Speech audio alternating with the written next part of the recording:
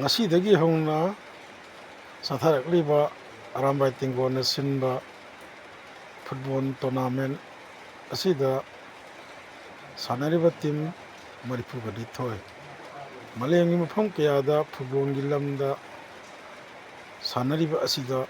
team marifugani thoina sanabungda thoktuna sanaba asi ngasi Arambai Tingon gi lusung puren korongomba khomanna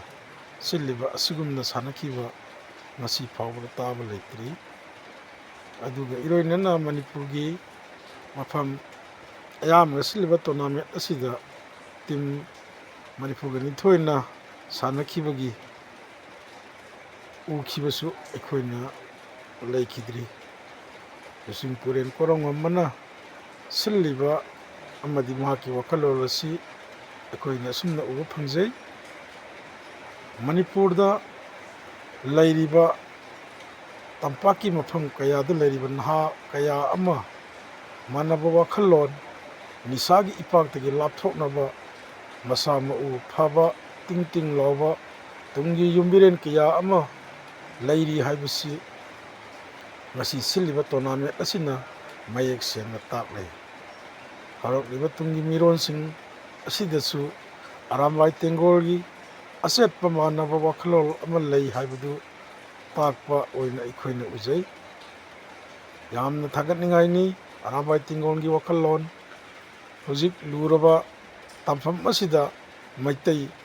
punsinba ngamdana leiriba tampa matam asida Arambai Tengolna